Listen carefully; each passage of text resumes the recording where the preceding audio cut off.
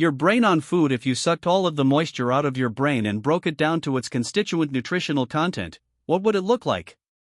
Most of the weight of your dehydrated brain would come from fats, also known as lipids. In the remaining brain matter, you would find proteins and amino acids, traces of micronutrients, and glucose.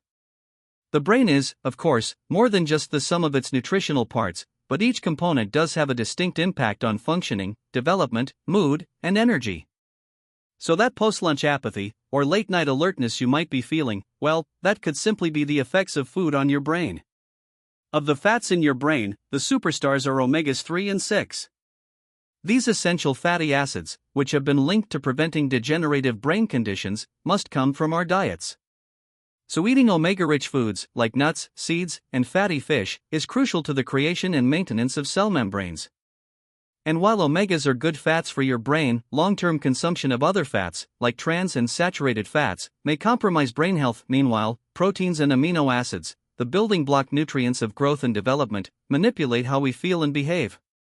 Amino acids contain the precursors to neurotransmitters, the chemical messengers that carry signals between neurons, affecting things like mood, sleep, attentiveness, and weight. They're one of the reasons we might feel calm after eating a large plate of pasta, or more alert after a protein-rich meal. The complex combinations of compounds in food can stimulate brain cells to release mood-altering norepinephrine, dopamine, and serotonin. But getting to your brain cells is tricky, and amino acids have to compete for limited access. A diet with a range of foods helps maintain a balanced combination of brain messengers, and keeps your mood from getting skewed in one direction or the other. Like the other organs in our bodies, our brains also benefit from a steady supply of micronutrients. Antioxidants in fruits and vegetables strengthen the brain to fight off free radicals that destroy brain cells, enabling your brain to work well for a longer period of time. And without powerful micronutrients, like the vitamins B6, B12, and folic acid, our brains would be susceptible to brain disease and mental decline. Trace amounts of the minerals iron, copper, zinc, and sodium are also fundamental to brain health and early cognitive development. In order for the brain to efficiently transform and synthesize these valuable nutrients, it needs fuel, and lots of it.